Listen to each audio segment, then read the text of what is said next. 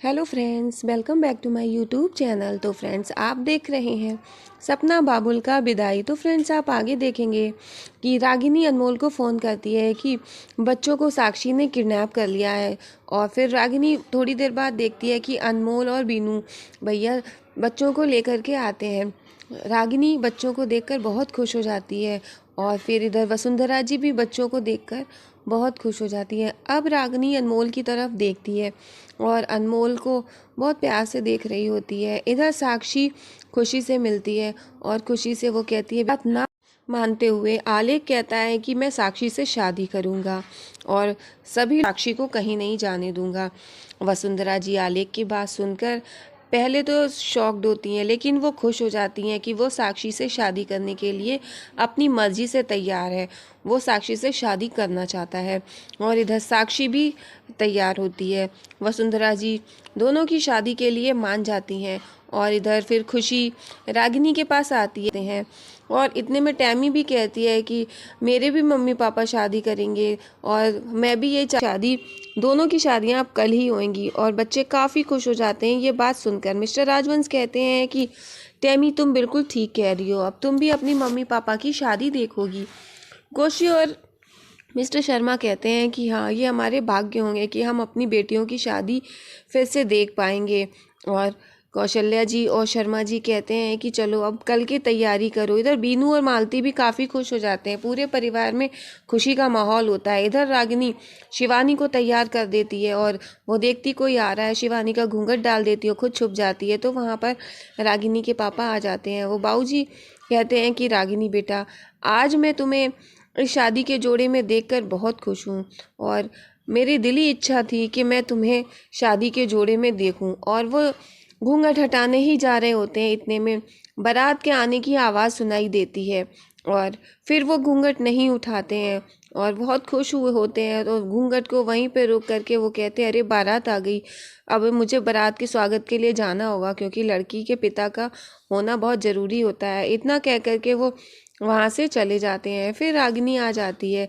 रागिनी शिवानी का घूंघट हटा के कहती है कि आज तो बाल बाल बच गए। फिर वो शिवानी कहती है कि रागिनी, तुमने मेरे लिए कितना कुछ किया है। इधर आप देखेंगे कि कौशल्या जी और शर्मा जी दरवाजे पे इंतज़ार कर रहे होते हैं। वहाँ पे अनमोल भी आ जाता है और अनमोल काफ़ी परेशान सा होता है। इधर साक्षी और शिवानी दोनों लोग शादी के जोड़े में आ जाते हैं। शिवानी का किसी को नहीं पता होता है। इतने में अनमोल बताता है कि उसने अपनी प्रॉपर्टी धोखे से उससे हो गई है किसी और के नाम पे, अब उसके नाम पे कुछ भी नहीं रहा। शिवानी को ये बात जब पता चलती है वो शॉक्ड होती है।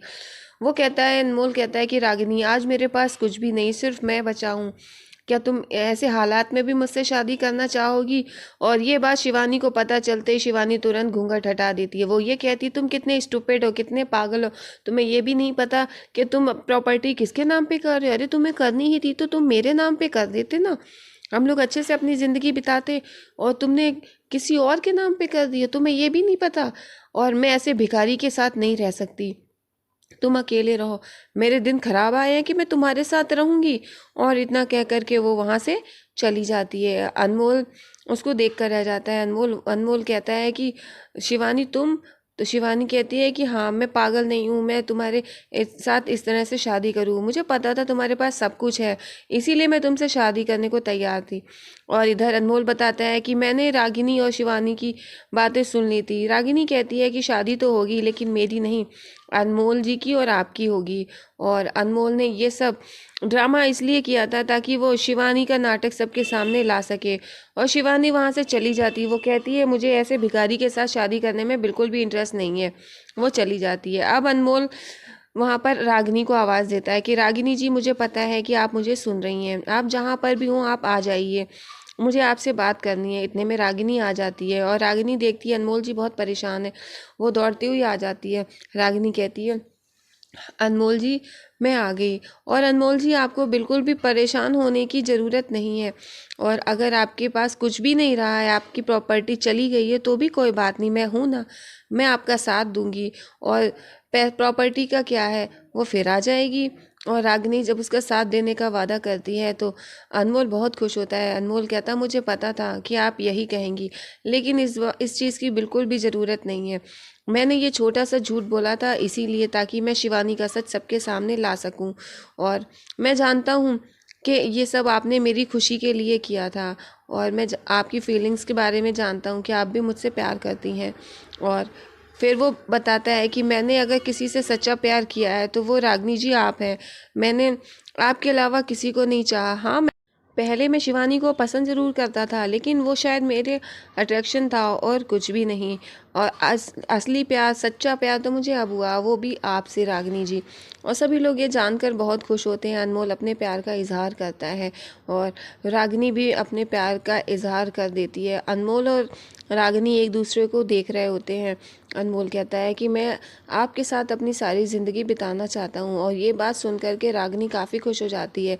और इधर आलेख और साक्षी दोनों लोग शादी के जोड़े में रेडी होते हैं। आलेख कहता है रागिनी से, हाँ रागिनी, अब तुम भी शादी के लिए रेडी हो जाओ, और मुझे पता है अनमोल तुमसे बहुत प्यार करता है। और रागिनी और आलेख दोनों लोग शादी के लिए हाँ कर देते हैं। और इधर आप देखेंगे कि दोनों जोड़े शादी के लिए रेडी हो जाते हैं और मंडप में फेरे लेते हैं। शर्मा जी और कौशल्या जी फूल डाल रहे होते हैं और सभी लोग काफ़ी खुश होते हैं। दोनों की शादी हो रही होती है। इधर रागिनी और अनमोल की शादी होती है